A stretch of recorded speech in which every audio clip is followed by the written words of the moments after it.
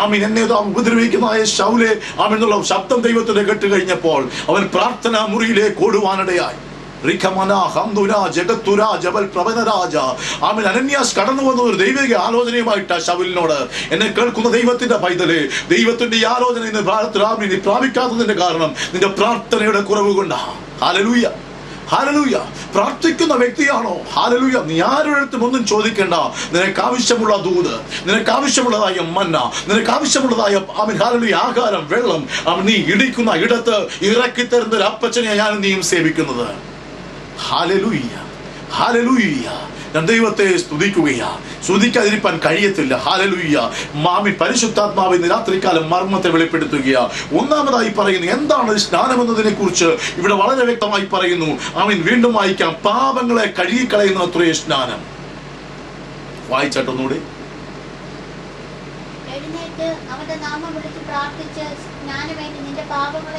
എഴുന്നേറ്റ് അവന്റെ നാമം വിളിച്ചപേക്ഷിച്ച് ഹല്ലേലൂയ പ്രാർത്ഥിച്ച് സ്നാനമേറ്റ് നിന്റെ പാപങ്ങളെ കഴുകിക്കളയണമെന്ന് ദൈവിക വചനവും ആമീൻ അതിന്റെ ആലോചനകളും ഇന്ന് രാത്രികാലം വ്യക്തമാക്കുകയാണ്. Praise the Lord, praise the Lord. അപ്പോൾ എന്താണ് സ്നാനമെന്ന് വളരെ വ്യക്തമായി ഇപ്പോൾ മനസ്സിലായി. നിന്റെ പാപങ്ങളെ കഴുകിക്കളയുന്ന അത്രേ സ്നാനം.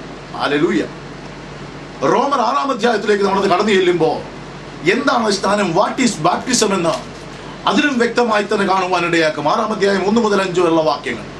റോമർ 6-ാം അധ്യായം അതിന്റെ 1 മുതൽ 5 വരെയുള്ള വാക്യങ്ങൾ ശബ്ദമുയർത്തി വായിക്കാം.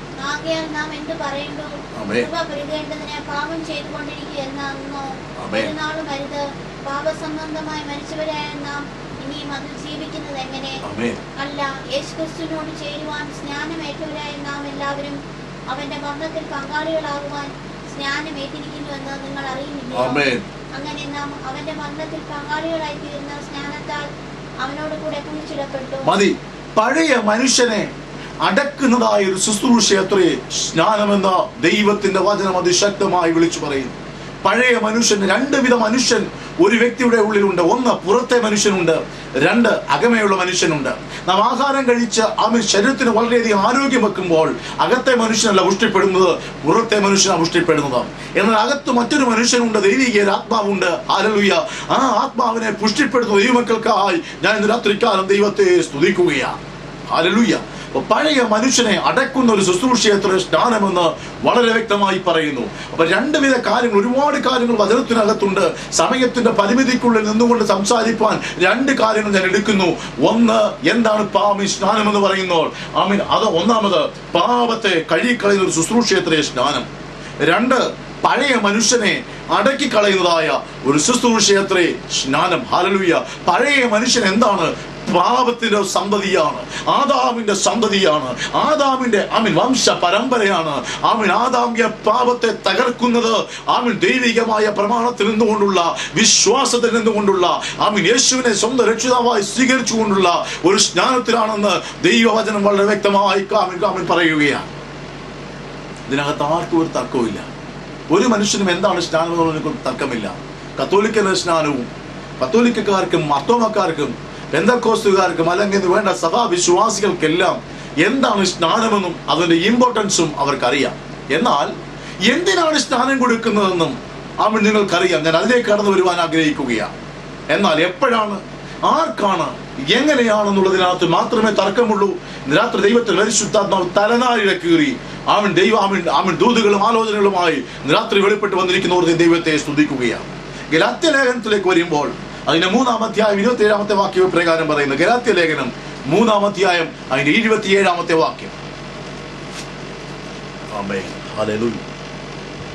ഗലാത്യ ലേഖനം 3-ാം അധ്യായം അതിന്റെ 27-ാമത്തെ വാക്യം ശബ്ദമുയർത്തി വായിച്ചാൽ.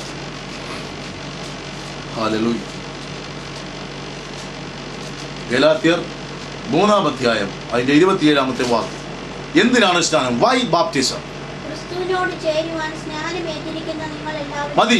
ക്രിസ്തുവിനോട് ചേരുവാൻ സ്നാനമേറ്റിരിക്കുന്നതായ നിങ്ങൾ ഓരോരുത്തരും. അപ്പോ എന്തിനാണ് സ്നാനം എന്ന് വളരെ വ്യക്തമായി പറയുന്നു.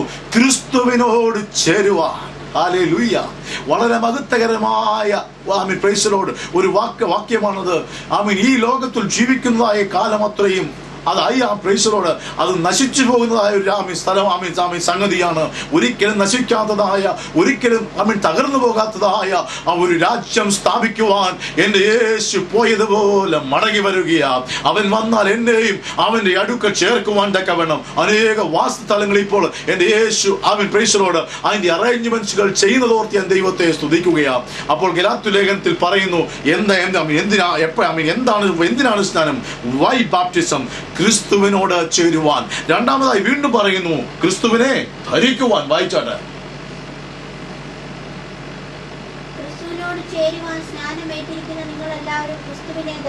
ക്രിസ്തുവിനെ ധരിച്ചിരിക്കുന്നു. ഹല്ലേലൂയ. അപ്പോ എന്തിനാണ് സ്നാനം? ക്രിസ്തുവിനെ ധരിക്കാനാ.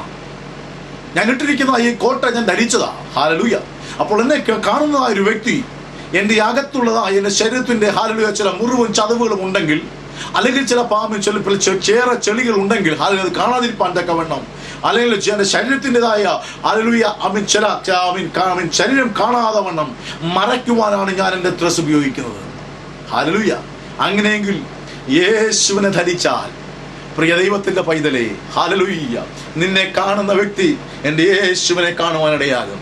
നിന്റെ പാപ പ്രവൃത്തികളുടെ മുകളിലായി എൻ്റെ യേശുവിനെ ഒന്ന് ധരിക്കുവാൻ രാത്രികാലം ദൈവാത്മാവിൽ ആലോചന അറിയിക്കുകയാ. Hallelujah, hallelujah. അപ്പൊ എന്തിനാണ് സ്നാനം? എൻ്റെ ക്രിസ്തുവിനെ ധരിക്കുവാൻ. അന്ധകാര ശക്തി നിന്റെ മേൽ തൊടുവാൻ അധികാരമില്ല കേട്ടോ. കാരണം എന്താണെന്നറിയാമോ? നീ ശ്രേഷ്ഠനായിട്ടല്ല, നീ പാപമില്ലാത്തവനായിട്ടല്ല, നീ രോഗമില്ലാത്തവനായിട്ടല്ല. എൻ്റെ യേശുവാകുന്ന കുപ്പായത്തെ നീ ധരിക്കുന്ന ഒരു പ്രവൃത്തി ഈ ബാപ്റ്റിസത്തിലൂടെ നീ സ്വായത്തമാക്കി കഴിയുമ്പോൾ, പിന്നെ ഞാൻ പറയട്ടെ, എൻ്റെ ജീവിത അനുഭവത്തിലൂടെ ഞാൻ വ്യക്തമാക്കട്ടെ. ഹല്ലേലൂയ. എപ്പോഴും വചനമെടുക്കുമ്പോൾ ജീവിതാനുഭവമായി ചേർത്ത് വചനമെടുക്കുവാൻ ദൈവാത്മാവ് കൃപ തരുന്നതോർത്ത് ഞാൻ ദൈവത്തെ സ്തുതിക്കുകയാണ്. Hallelujah, hallelujah. ഞാൻ ക്രിസ്തുവിനെ ധരിച്ചപ്പോൾ മുതൽ, ഹല്ലേലൂയ, എന്നെ കാണുന്നൊരു വ്യക്തി ക്രിസ്തുവിന്റെ ബുദ്ധി എൻ്റെ മേൽ കാണുവാനിടയാക്കും. മണ്ടത്തരങ്ങളും അപ്രകാരമുള്ള പ്രൈസലോട് ഒന്നും എൻ്റെ ജീവിതത്തിന്റെ സ്വയമേ ഉള്ളതായ ജന്മനാ കിട്ടിയിട്ടുള്ളതായ പാപവാസനകളും ഒരു മനുഷ്യൻ കാണത്തില്ല. നിന്നെ നോക്കുന്നവർ കാണുന്നത് യേശുവിനെ പോലെ ഒരു വിശുദ്ധി, യേശുവിനെ പോലെ ഒരു സൗന്ദര്യം, യേശുവിനെ പോലൊരു കൃപ, യേശുവിനെ പോലൊരു വിശുദ്ധി ഇന്ന് രാത്രിക്കാലം ഏറ്റെടുക്കുന്ന ദൈവമക്കൾക്കായി ഞാൻ ദൈവത്തെ സ്തുതിക്കുകയാ. ഇത് വളരെ സത്യസന്ധമാണ്, ഇത് വളരെ പരമാർത്ഥമാണ്. ദൈവത്തിന്റെ പരിശുദ്ധാത്മാവിൽ കേൾക്കുന്ന ചില ജീവിതങ്ങളോട് ഇപ്പോൾ തന്നെ ഇടപെട്ടുകൊണ്ടിരിക്കുകയാ. ഹാലലിന്റെ രോഗം, ഹല്ലേലൂയ, ദുഷ്ടൻ കണ്ടതിനെ അതിനെ വലുതാക്കുവാൻ നിൽക്കാതെ അതിന്റെ മുകളിൽ എൻ്റെ യേശുവിനെ ധരിക്കുന്ന ദൈവമക്കൾക്കായി ഞാൻ ദൈവത്തെ സ്തുതിക്കുകയാ. ഒന്നാം, ക്രിസ്തുവിനോട് ചേരുവാൻ, ക്രിസ്തുവിനെ ധരിക്കുവാൻ. 3, അപ്പോസ്തല പ്രവൃത്തി 2-ാം അധ്യായം 38-ാമത്തെ വാക്യത്തിലേക്ക് കടന്നു വരാം. അപ്പോസ്തല പ്രവൃത്തി 2-ാം അധ്യായം അതിന്റെ 38-ാമത്തെ വാക്യം. എന്തിനാണ് സ്നാനമേൽക്കുന്നത്? ഹല്ലേലൂയ. അപ്പോസ്തല 2-ാം അധ്യായം 38. നിങ്ങൾ മാനസാന്തരപ്പെട്ടു നിങ്ങളുടെ പാപങ്ങളുടെ മോചനത്തിനായി ഓരോരുത്തരും ക്രിസ്തുയേശുവിന്റെ നാമത്തിൽ സ്നാനം ഏൽക്കുകയും. ആമേൻ. എന്നാൽ പരിശുദ്ധാത്മാവാകുന്ന ദാനം നിങ്ങൾക്ക് ലഭിക്കും. Price the Lord. അപ്പൊ എന്തിനാണ് സ്നാനപ്പെടുന്നത്? ദൈവത്തിന്റെ പരിശുദ്ധാത്മാവ് നിന്റെ ഉള്ളത്തിലേക്ക് കടന്നു വരാനാണ്. വചനത്തിൽ മറ്റൊരു സ്ഥലത്ത് പറയുന്നത് ദൈവത്തിന്റെ പരിശുദ്ധാത്മാവിനെ ലഭിക്കാൻ സ്നാനം വേണമെന്നില്ല. Price the Lord, praise the Lord. എന്നാൽ ദൈവത്തിന്റെ പരിശുദ്ധാത്മാവിനെ പ്രവർത്തിക്കുവാൻ സ്നാനത്തിന് മുമ്പും സ്നാനത്തിന് പിന്നീടും കഴിയും. എന്നാൽ ആത്മീയമായി മർമ്മത്തിലൂടെ വചനപ്രകാരം പരിശുദ്ധാത്മാവിന്റെ കൃപയിൽ നിന്നുകൊണ്ട് ശക്തിയോടെ വിളിച്ചു പറയട്ടെ, ദൈവിക സ്നാനം ഈ കർത്താവിന് വചനം പറഞ്ഞിരിക്കുന്നതായ സ്നാനമേറ്റു കഴിയുമ്പോൾ ഹല്ലേലൂയ, ഹല്ലേലൂയ, ഒരിക്കലും വിട്ടുപിരിയാത്തതായ രീതിയിൽ ദൈവത്തിന്റെ പരിശുദ്ധാത്മാവ് നിന്നെ മൂടിക്കളയുവാനിടയാകും. ദൈവത്തിന്റെ പരിശുദ്ധാത്മാവ് ഒരുവനെ മൂടിക്കഴിഞ്ഞാൽ പ്രൈസ് ദി ലോർഡ്, പിന്നെ അവനെ പിടിച്ചാൽ കിട്ടത്തില്ല കേട്ടോ. ഹല്ലേലൂയ. ഞാൻ ദൈവത്തെ സ്തുതിക്കുക. പിന്നെ അവനെ പിടിച്ചാൽ കിട്ടത്തില്ലെന്ന് അവൻ കടന്നു പോകുന്നിടത്ത് മറ്റുള്ളവർ നോക്കിക്കൊണ്ട് നിൽക്കും. ഹല്ലേലൂയ. ദൈവിക പരിശുദ്ധ അഭിഷേകമുള്ള ഒരു വ്യക്തിയെ സംബന്ധിച്ചിടത്തോളം ഈ ലോകത്തിലെ പ്രശ്നങ്ങൾ അവൻ നിരാശനായി പോകത്തില്ല. മരണങ്ങൾ അവനൊരു വിഷയമായി പോകത്തില്ല. അല്ലെങ്കിൽ 2-3 കാര്യങ്ങളുടെ ദൈവത്തിന്റെ പരിശുദ്ധാത്മാവിൽ നിറഞ്ഞാൽ മരുഭൂമി ഉദ്യാനമായി തീരുവാനിടയാകും. ഞാൻ മരുഭൂമിയിൽ ജീവിക്കുന്ന ഒരു വ്യക്തി ആയതുകൊണ്ട് എനിക്കറിയാം മരുപ്പച്ചകളുടെ പ്രത്യേകത, മരുപ്പച്ചകളുടെ ഇമ്പോർട്ടൻസ്, ജലത്തിൻ്റെതായ ഇമ്പോർട്ടൻസ്. നീ ഉണങ്ങിയ സ്ഥലത്ത് എന്നാൽ അതൊരു മരുപ്പച്ചയായി മാറുവാനിടയാകും. നീ പ്രതികൂലത്തിന്റെ മധ്യത്തിൽ നിന്ന് കഴിഞ്ഞാൽ, നീ ഒരു ചോദ്യചിഹ്നത്തിൽ ചെന്നുപെട്ടാൽ നീ ഒരു ഉത്തരമായി മാറിത്തീരുവാൻ ദൈവത്തിന്റെ പരിശുദ്ധാത്മാവ് നിന്നെ കൃപ പകരും. ഹല്ലേലൂയ. ഒരുവൻ ക്രിസ്തുവിലായി തീർന്നാൽ